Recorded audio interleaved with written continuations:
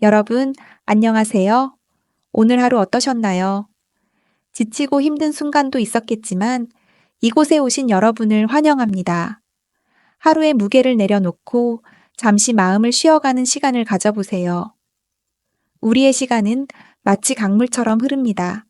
때로는 거칠고 때로는 잔잔하지만 결국 같은 방향으로 흘러갑니다. 오늘 밤 인문학의 지혜, 종교의 온기, 철학의 통찰을 엮어 여러분의 마음에 닿을 이야기를 준비했습니다. 오늘의 주제는 타인과의 관계입니다. 우리가 살아가면서 가장 큰 기쁨을 주는 것도 때때로 가장 깊은 상처를 남기는 것도 바로 타인입니다. 누군가의 한마디에 기분이 가벼워지기도 하고 반대로 마음 깊이 상처를 받을 때도 있죠. 하지만 우리가 타인을 이해하는 시각을 조금만 바꾸면 삶의 무게가 한결 가벼워질 수 있습니다. 타인이 나를 불쾌하게 만든다면? 스토아 철학자 에픽테토스는 남의 행동에 분노하는 것은 바람에 휩쓸리는 나뭇가지와 같다고 말했습니다. 우리는 바람을 통제할 수 없습니다. 그러나 바람에 흔들리는 방식은 선택할 수 있습니다. 직장에서 누군가가 차가운 태도를 보였나요? 혹시 내가 뭔가 잘못했나? 하고 자책하고 있나요? 그 전에 한번 이렇게 질문해 보세요. 그 사람은 오늘 어떤 하루를 보냈을까?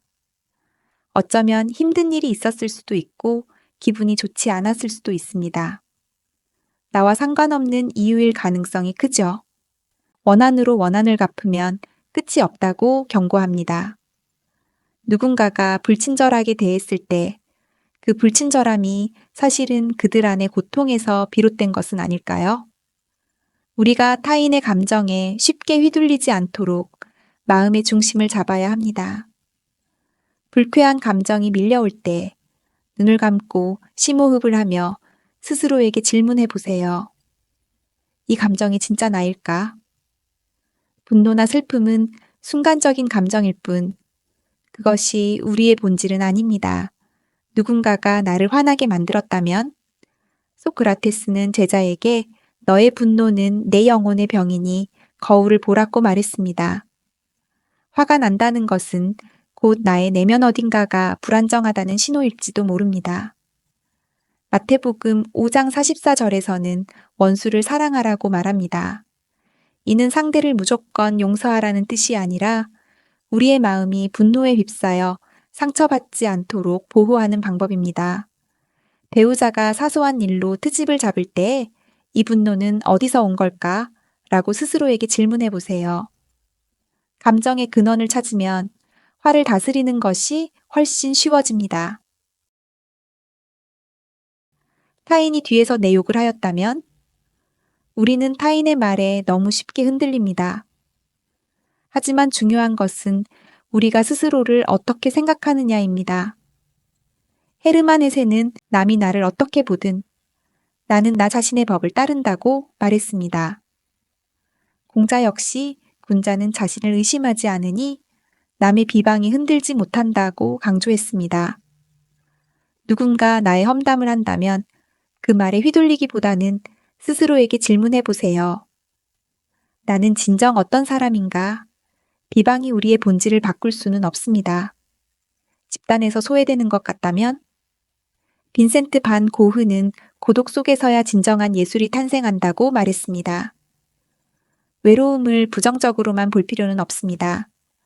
때로는 고독이 우리에게 더 깊은 통찰을 선물하기도 합니다. 홀로 있어도 우주와 하나됨을 잊지 말라고 합니다.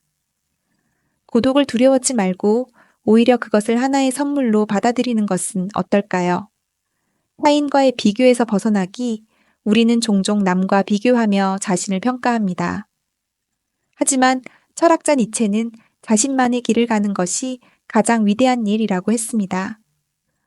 남과의 비교는 끝이 없고 결국 자신을 소진시키는 결과만 초래할 뿐입니다. SNS에서 타인의 화려한 삶을 보며 우울해지는가요?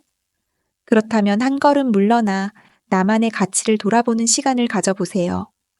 남과의 비교를 멈추고 나만의 성장 속도를 존중할 때 우리는 더 자유로워질 수 있습니다. 인간관계에서 지쳐버렸다면, 사람들과의 관계에 피로감을 느낀다면 잠시 거리를 두는 것도 방법입니다. 심리학자 칼 융은 고독은 영혼이 스스로를 치유하는 시간이라고 말했습니다. 인간관계에 지칠 때는 고요한 시간 속에서 나를 돌보는 것이 필요합니다. 연락을 받지 않아도 되는 하루를 만들어 보세요. 사람들로부터 떨어져 자연 속에서 자신과 대화하는 시간을 가져보는 것도 좋은 방법입니다. 자신을 위한 시간을 가지는 것은 결코 이기적인 것이 아닙니다. 오히려 그것이 더 건강한 관계를 만드는 밑거름이 됩니다. 어느 곳에도 내 고민을 말할 곳이 없다면 마하트마 간디는 침묵은 영혼의 언어라고 말했습니다. 때로는 말할 사람이 없다는 것이 우리가 스스로를 더 깊이 이해할 기회가 될 수도 있습니다. 알베르 카미는 진정한 자유는 고독 속에서 싹튼다고 했습니다. 우리의 외로움을 새로운 시각으로 바라본다면 그것이 곧 성장의 과정이 될 수도 있습니다. 마지막으로 우리의 마음은 언제나 수많은 별을 품고 있습니다. 타인의 어둠이 아무리 깊어도 여러분 안의 빛은 영원히 사라지지 않을 것입니다. 이제 베개에 머리를 묶고 오늘 들은 이야기 중 하나를 곱씹어 보세요. 내일 아침 창문을 열면 어제와는 다른 빛이 기다리고 있을 겁니다. 좋은 꿈으로 가득한 밤이 되길 바랍니다.